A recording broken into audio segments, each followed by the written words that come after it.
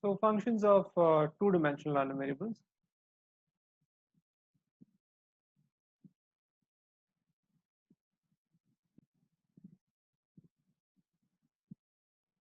So suppose x comma y is a 2D random variable, and you're given a transformation of xy to two new variables z and w, or u and v, or anything else. So I'll just write it as z equal to z of xy. So I'm not naming the function as some f or g or something. I'll just use the variable z itself for the function. Okay, so this is a transformation. So if you remember coordinate transformations, it's just a transformation of coordinates x and y to coordinates z and w, but actually x and y are random variables, and therefore z and w are also random variables. So here also we have to assume that this is an invertible transformation. That is, you can, if you are given values of z and w, you can from them get values of x and y also. So as given x and y, you can get values of z and w. But the other way also should be possible. I'm not saying that you should be able to get it as a simple formula, but that solution should exist. It should be an invertible transformation. So two different points x comma y, or let's say x1 y1 and x2 y2, two different points should not map to the same value z comma w, same point z comma w. Okay, so should be invertible or one to one. Now, for solving the problem, of course, you should also be able to determine the inverse. You should be able to compute the inverse. So it's not only that it's theoretically invertible, you should actually be able to find the inverse. So as we discussed just now in the previous case, as Raghav asked, it should be something which you can solve. So in the exam, you will get such functions only. Okay, so I'll give an example. For example, z equal to x plus y and w equal to x minus y, something like this. So you can very easily solve this, right? So this is an example. Then there's no CDF or anything required here. Actually, the derivation is along the same lines, but with two dimension. But anyway, the final thing that you get is if f of xy is the joint PDF of xy,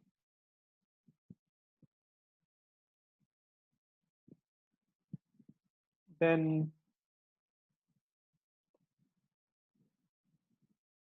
the joint PDF of ZW is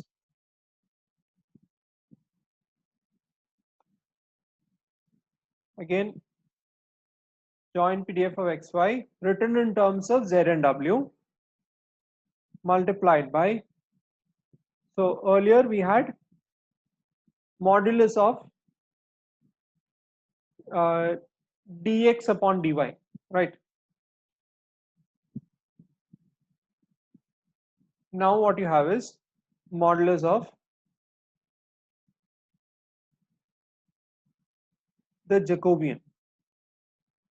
So partial xy by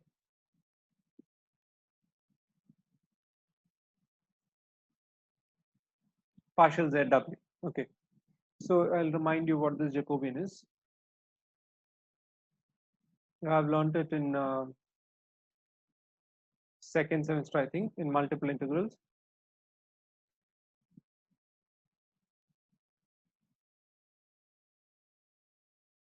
It's this determinant.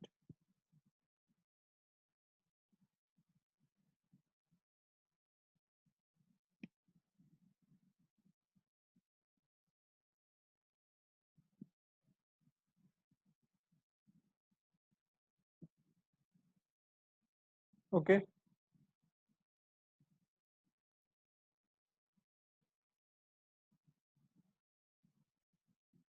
So the row column order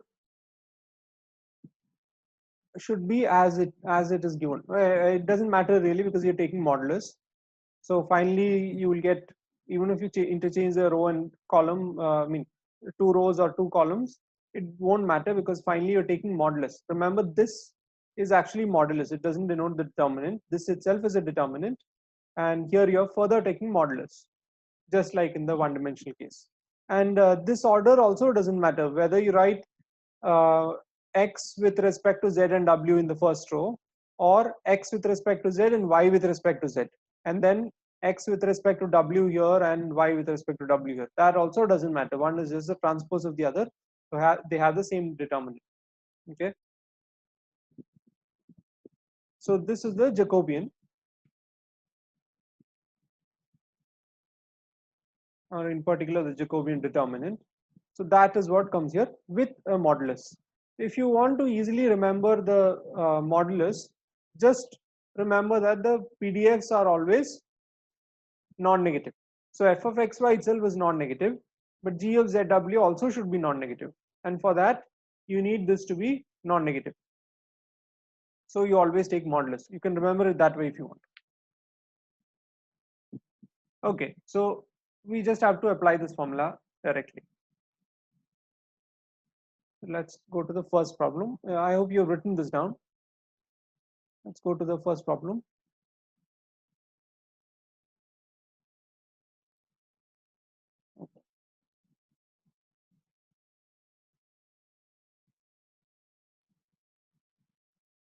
Just a second. The controls here are blocking my next page.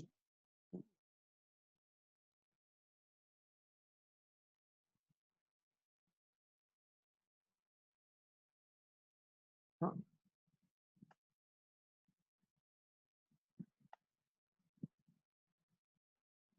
Okay, so the problem is this. First problem is this. XY is with this given joint PDF. Note that X and Y are both greater than 0 in this PDF. Okay. Now the transformation is given to you. That will always be given to you. So Z equal to X, W is equal to 2X plus Y. And you are asked to determine the distribution, which means the joint PDF of ZW. So firstly, note the region for X and Y. X and Y are both positive, which means this is the first quadrant. Okay. Now, I'll rewrite this here.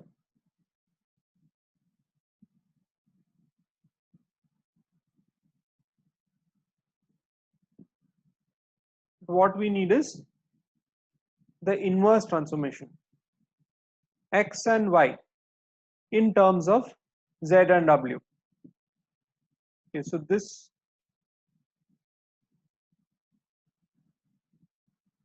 right hand side should only have Z and W in them. X and Y should not be there. So the first one is easy. If Z is equal to X, X is equal to Z as well. In the second one, if Y plus 2X is equal to W, then Y is equal to W minus 2X. But I cannot write that here because this is X and X should not be there. So it should be what? X we have already obtained as Z. So it should be W minus 2Z. Remember, this is very important. The right hand side in the inverse should only have the other two variables, the Z and W, whatever these variables are called, only those two variables in that. Otherwise, you're not really writing an inverse transformation. You won't get very complicated functions. Either you'll get some linear transformation like this, or some very simple quadratic transformation, or maybe polar coordinates. We'll see that in one problem.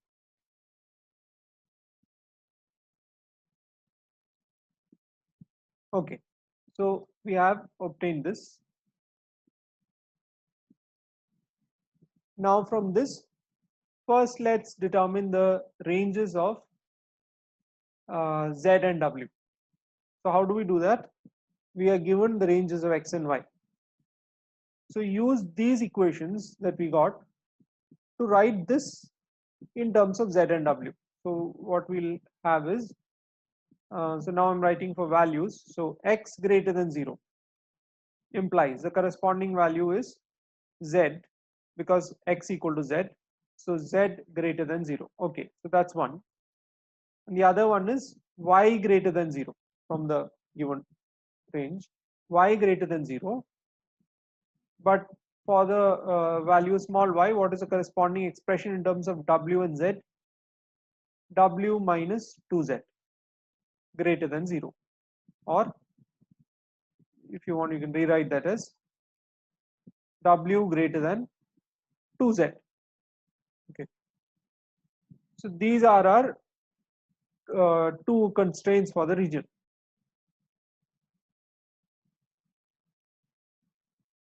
So if you now draw the ZW axis,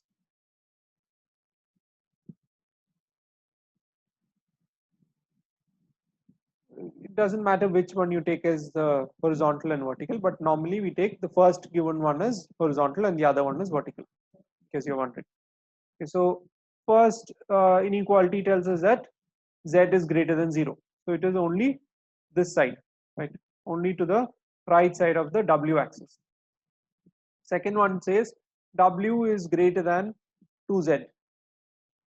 So first of all, you draw a line. W is equal to 2z. And then, as usual, W greater than 2z means, which is that region? It is this region. So that is the region in which this W and Z exist. Can we say that W is greater than 2 because Z is greater than 0? Rethink that. W is greater than 2 because Z is greater than 0. If Z is greater than 1, then you can say W is greater than 2. But here you're getting what? W greater than 2Z, right? So this Z is greater than 0. So 2Z is greater than 2 into 0 only. That's still 0. So you're right. If you had Z greater than 1, then of course you would get W greater than 2. In fact, in the graph itself, it would be like that. Because your Z, if Z was greater than 1, it will start from here. And so wherever that Z equal to 1 is. So W equal to 2Z will also start from here. Okay, so then you will get only this region. Okay. But here it is 0. So that's not implied.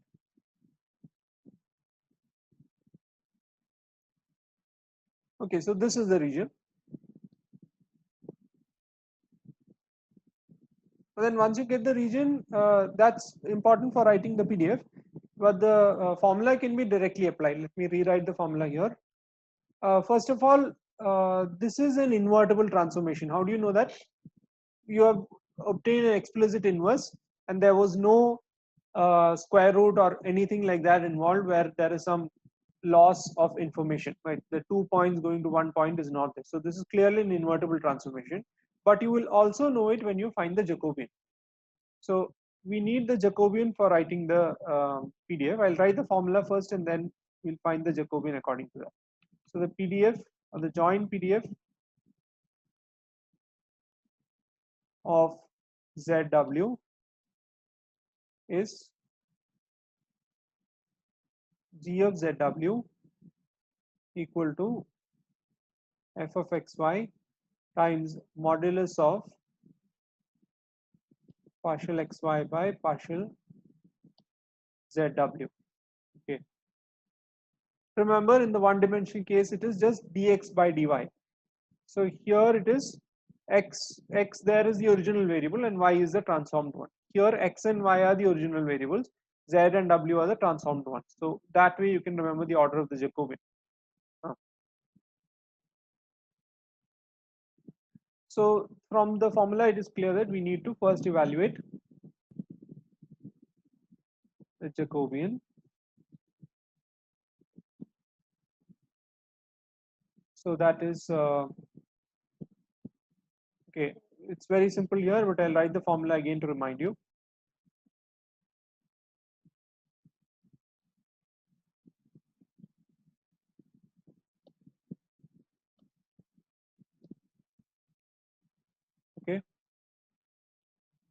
this is clear. This is partial differentiation. It's not 2. It's partial differentiation. So here, dx dz, x is equal to z. So partial differentiation of x with respect to z is 1. Dx dw. So again, x is z. So partial differentiation of x with respect to w is 0. Then over here, y is w minus 2z. So partial differentiation of y with respect to z is minus 2. Be careful with the order. Don't just substitute this coefficient over here. It is with respect to z, so minus 2. And with respect to w is 1. So in this problem, we just get the Jacobian 1. So it doesn't make any difference in the final thing. You will finally get just f of xy. But that's a special case. You might get some other constant or some variables here. Again, if you remember your multiple integrals, you'll recall examples of that. So then g of zw is equal to f of xy written in terms of z and w. So let me write that first. Okay, e to the minus of x plus 3y, but please don't forget to substitute here when you do this. Okay, don't stop here. This is completely wrong. If you stop here, you're seeing z and w in terms of x and y, right? So you have to substitute for x and y here. We already have the expressions. X is z, so this is 3z e to the power of, okay, what is x plus 3y? Z plus 3 times y is w minus 2z. So this is 3y minus 6z plus z. So 3y minus 5z. Minus of that, so 5z minus 3y. Okay. But again, don't forget, you have to write this. Where is it? Yeah, these two to specify the range. So here you have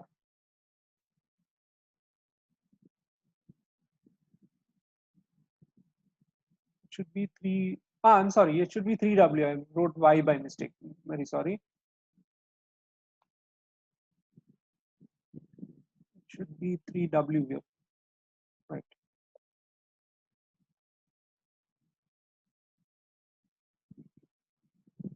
Here as well.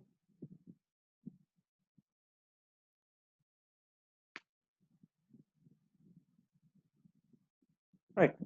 So this with z greater than 0 and w greater than 2z, right?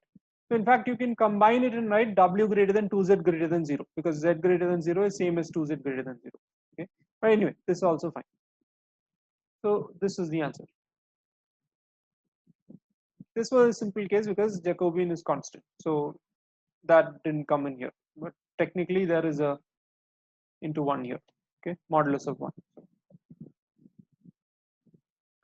You can verify if you want again that this is a joint PDF by checking whether it's non-negative, which it clearly is, and checking the integral is 1, which also it will be. Okay. But yeah, the answer ends here.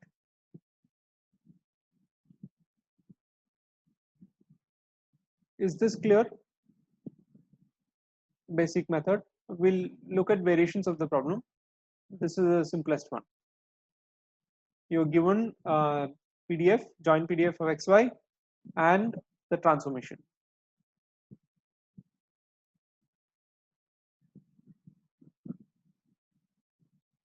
Okay, so as a different kind of problem here,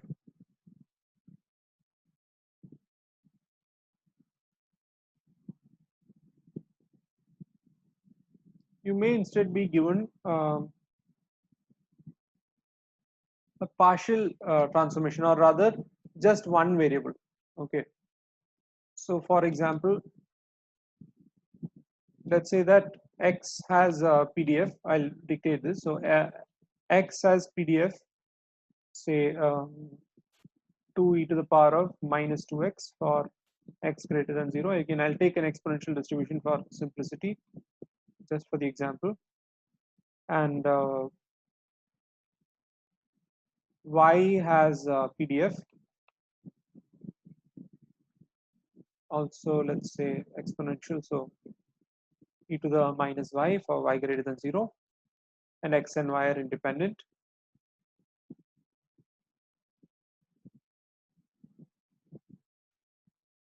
Okay, this is given. Now it's given that z is equal, okay, or the question will be like, find the PDF of z equal to,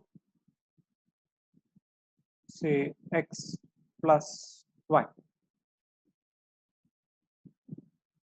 All right, so this differs from the previous one in two ways. One is you're not given the joint PDF, but that's not much of a difference because you're given the individual PDFs and the fact that they are independent.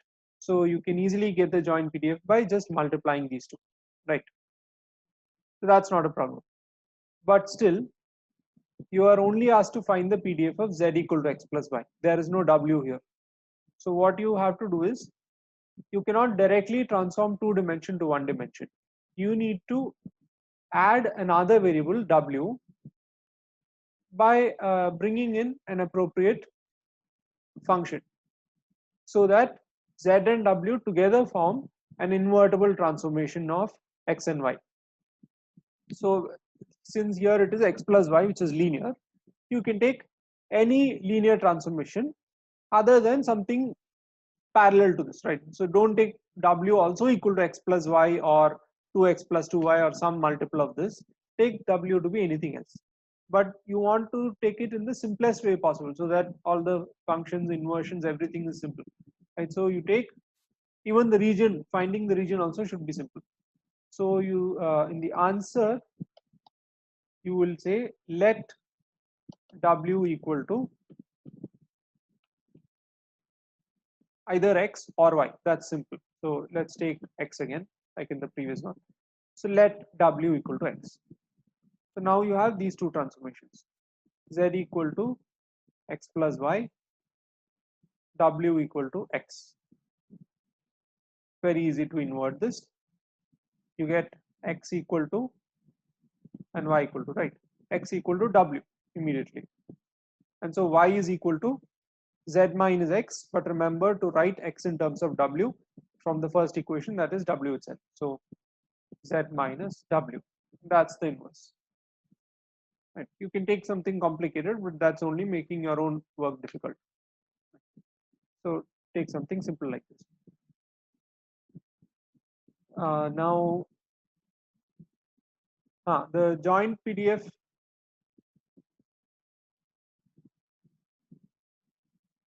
of xy we didn't find. The joint PDF of xy is, so here you have f of x and g of y, so multiply them together. So I'll call it h of xy is f of x into g of y, because they are independent, and that is 2e to the power of minus of 2x plus y, with x and y both greater than 0. So we get something very similar to what we had in the previous problem. Okay, so we have here, this is the region for xy. But what will be the region for z and w? As before, x greater than 0 implies w greater than 0, because w is equal to x now, not z. And y greater than 0 implies z minus w greater than 0, which means z is greater than w. So the final region is z greater than w greater than 0. So if you plot that, you will have z equal to w line here. Okay.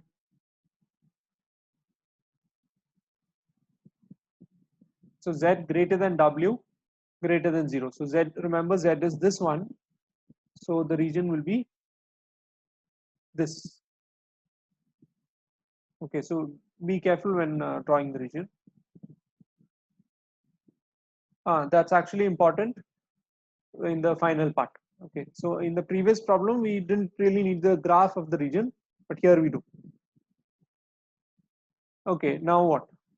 Jacobian. So if you write the formula, you know that the Jacobian is required. So dxy by dzw is, quickly you can write this, dx by dw is, sorry, dx by dz, first one this. So dx by dz is 0 and dx by dw is 1.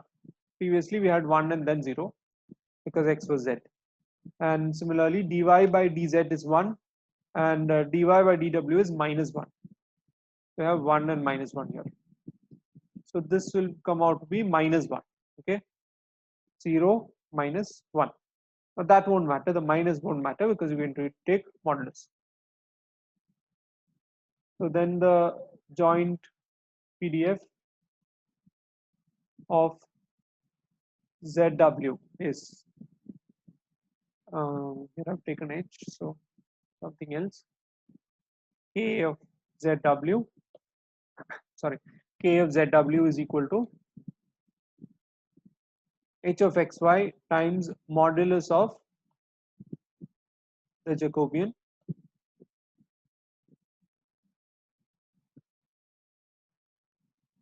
so that is 2 e to the power of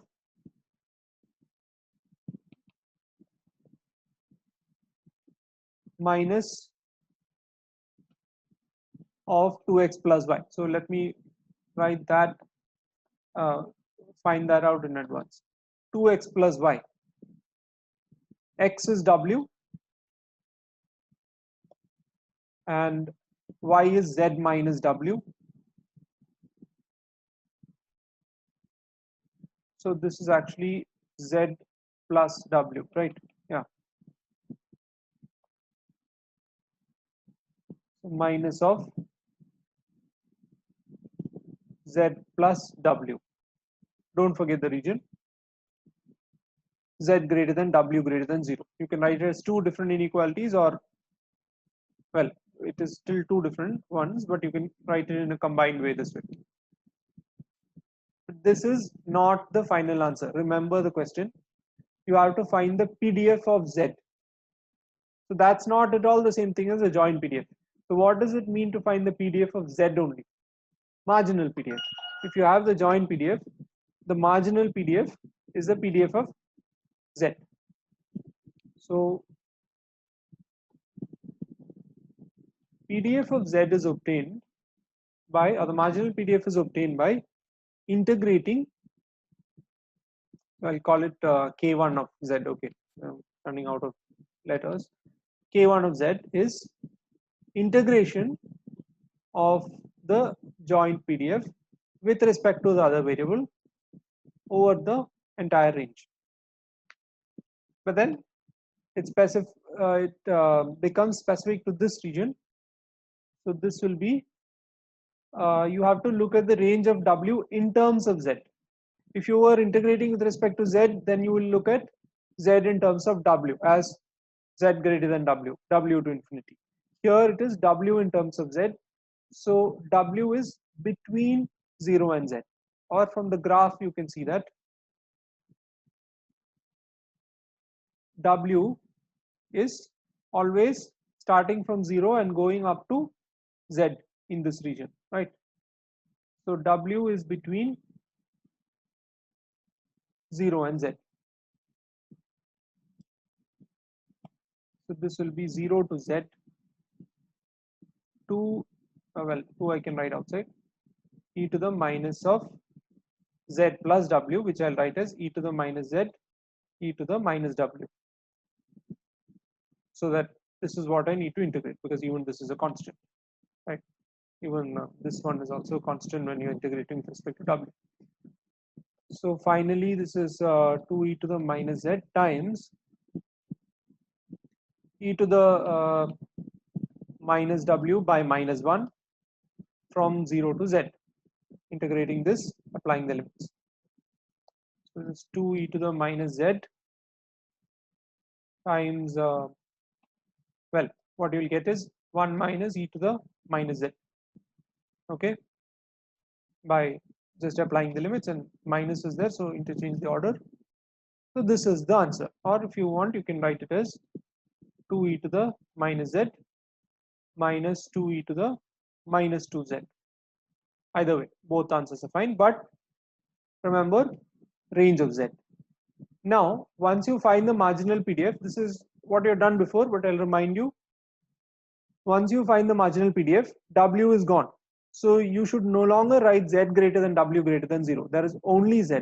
So once w is gone, what you are essentially doing is flattening this region. So if you flatten this region, the only lower limit of z is 0. So it's simply going to be z greater than 0. Okay, or if you stop here, you can write z greater than 0. Okay, so suppose that xy is uniformly distributed over the unit disk x square plus y square less than or equal to 1. So this can be anything else also. In this example, it is uniform distribution. And r is given to be square root of x square plus y square. Last time I don't remember whether I wrote the square root or not, but even if the square root is not there, the theta, given theta is the better choice of the other random variable. Okay, only the Jacobian I wrote would be different. I don't remember whether I wrote the square root. Anyway, if this is given, it is exactly the distance of the point x comma y from the origin. If you take any particular value x and y, you'll get this is the distance of the point xy from the origin. So that is the r in polar coordinates. Okay, so now what we do is let theta be a new random variable defined as tan inverse of y by x. Okay, so what is implicit here is that you take the tan inverse in such a way that it is 1 to 1. So it should lie between 0 and 2 pi. Okay, so that is implicit here. 0 less than or equal to theta, this random variable. Okay. So actually, you know that tan has a period of pi. So the meaning here, when we write tan inverse y by x and specify this range, in fact, this 2 pi is not included. So it's just 0 to 2 pi, not including 2 pi.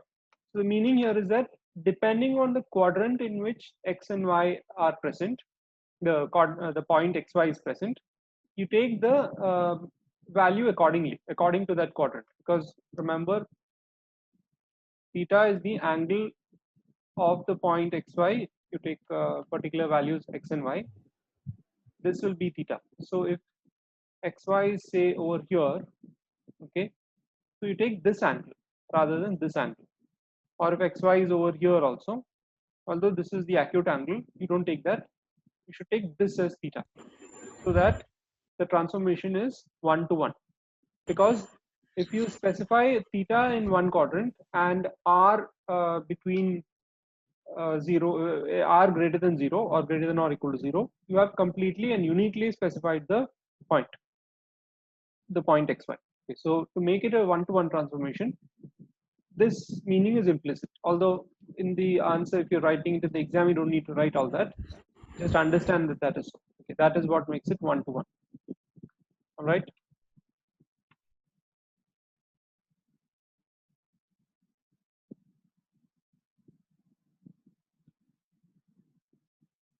Okay, now you already know that the Jacobian is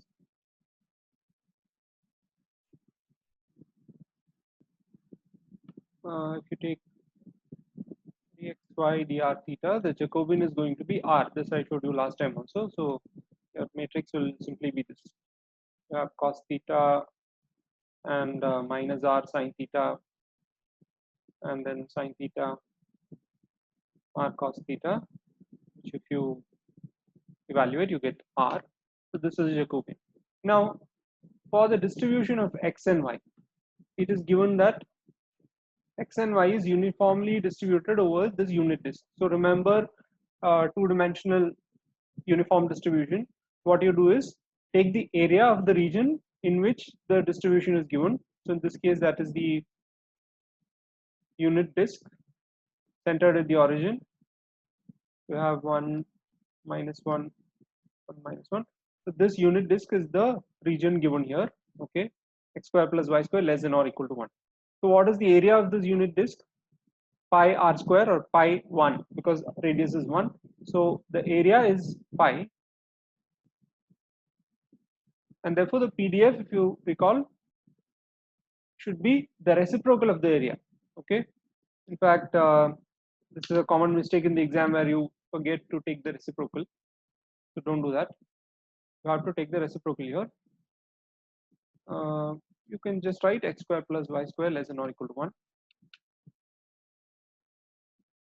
So this is the PDF. So now the theorem tells us that the PDF of our new set of random variables r comma theta is g of r theta, or whatever you want to call it, equal to f of xy times modulus of the Jacobian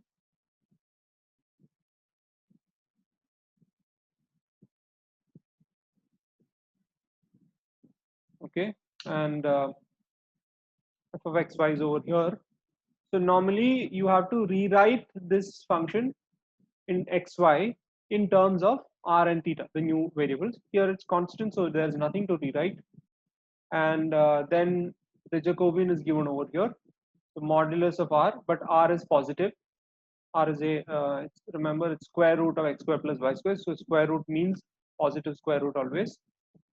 So it is just 1 by pi times r. Okay. Now the limits. So the limits are very important. So if x and y are in this circle, what will be the range for r and theta? Well, r is clearly going from 0 to 1, right? R can vary only this much. And then theta is varying, as we already noted earlier, theta is varying from 0 to 2 pi. So that's what you write here. R is between 0 and 1, and theta is between 0 and 2 pi, independently. There's no dependence between r and theta because it's just a circle with the center at the origin. If it was any other curve, you would have a dependence between r and theta also. That's not the case. But remember, the question is not the joint PDF. There is no theta in the question at all. That's something we introduced. We need to find the PDF of R, which means the marginal PDF of R.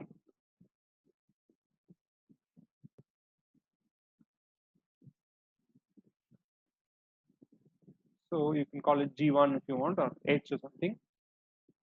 It's obtained by integrating the joint PDF with respect to theta over the range of theta.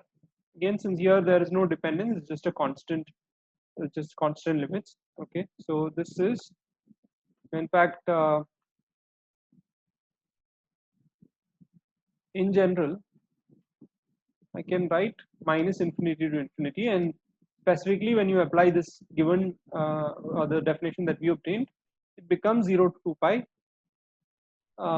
This, so r by pi d theta. So that's just 2 pi multiplied with this. So finally, this is just 2r, and of course the limits of r do not change. Okay. So this is the final answer.